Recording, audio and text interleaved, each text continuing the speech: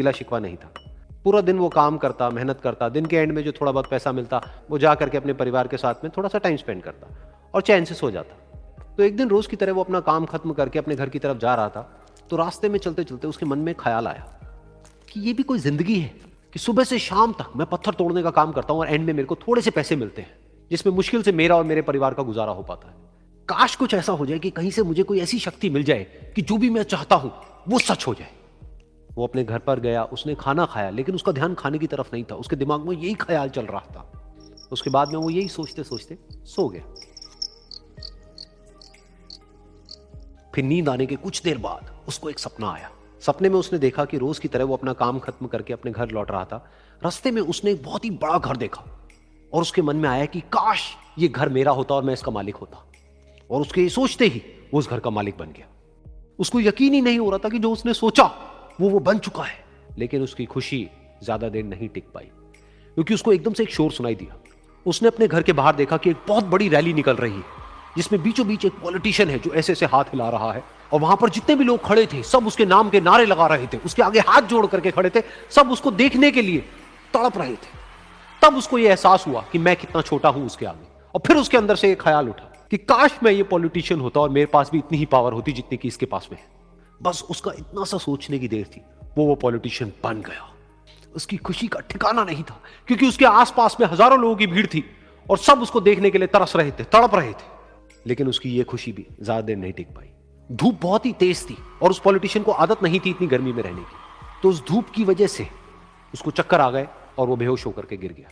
फिर उसको एहसास हुआ कि ये पॉलिटिशियन सबसे ताकतवर नहीं है, ये जो सूरज है ये सबसे ताकतवर है। और उसके मन में आया कि काश मैं ये सूरज बन जाऊं तो मेरे आगे कोई नहीं टिक पाएगा। और उसका इतना सा सोचने की देर थी और वो सूरज बन गया और वो खुशी से पागल हो गया, क्योंकि पूरी दुनिया को वो ही रोशन कर रहा था और पूरी दुनिया में ऐसा कोई नहीं था जो कि उसकी रोशनी को रोक सके।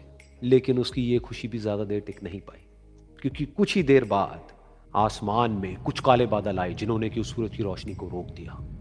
फिर उसको यह एहसास हुआ कि इस दुनिया में ऐसा भी कोई है जिसमें दम है उसकी रोशनी को रोकने का। और उसके मन में एक ख्याल उठा कि काश मैं वो बादल बन जाऊं। और वो बादल बन गया और आसमान में उड़ने लगा।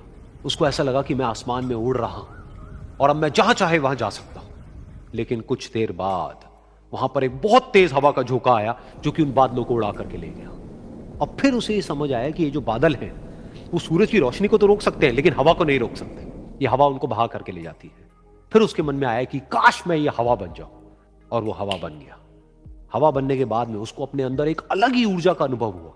वो चाहे तो आराम से बहता और चाहे तो आंधी बन करके, तूफान बन करके, जिसको भी चाहे उड़ा करके ले जाता। उसको ये विश्वास होने ही लगा था कि इस दुनिया में सबसे ज्यादा शक्तिशाली मैं हूं। लेकिन तभी उसके सामने आया एक पहाड़। उसने अपनी पूरी ताकत लगा दी, लेकिन उस पहाड़ को वो इतना सा भी नहीं हिला पाया।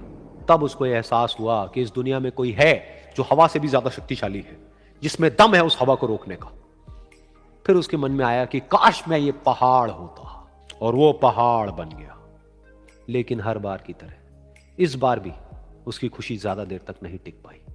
उसको एक जानी पहचानी सी आवाज सुनाई दी और साथ ही साथ उसको दर्द होने लगा, जैसे कि कोई है जो उसको तोड़ रहा है, उसको मार रहा है। तो दर्द से वो चीखने लगा और उसके मन में आया कि काश मैं वो बन जाऊं क्योंकि इस पहाड़ को तोड़ने का दम रखता है।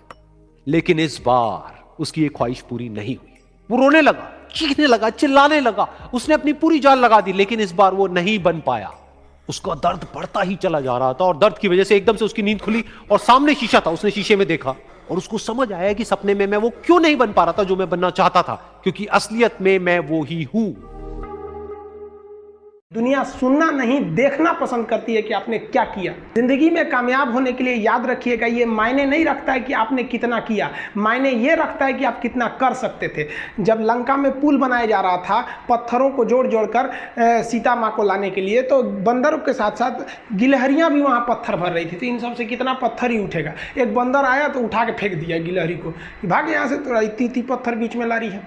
तो मर्यादा पुरुषोत्तम राम के पास वो जाके गिलहरी गिरी, तो गिलहरी को वो प्यार प्यार से सहलाए थे ना, तो ऐसा कहा जाता है कि इस पे जो निशान है गिलहरी के पीठ पे, वो राम जी का है। राम जी ने उस बंदर को बुलाया और कहा कि देखो तुम इतना विशाल पत्थर उठा रहे हो तो तुम्हारा शरीर भी विशाल है, ये गिलहरी इतना बड़ा पत्थर उठा रही है जितना इसकी क्षमता है।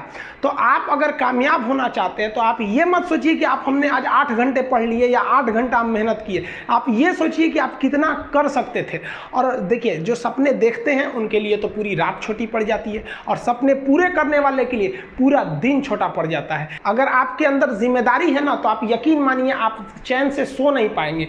जिम्मेदारी ऐसी चीज होती है जो रातों की नींद छीन लेती है। रात में जगने वाला हर लड़का आशिक नहीं होता। पैसा और समय में तालमेल बिठाना बहुत जरूरी होता है। पैसा कहता है कि तू कुछ करेगा तो हम आएंगे, जबकि लोग गलती करते हैं। लोग कहते हैं कि पैसा आएगा तब हम कुछ करेंगे, ऐसा नहीं है।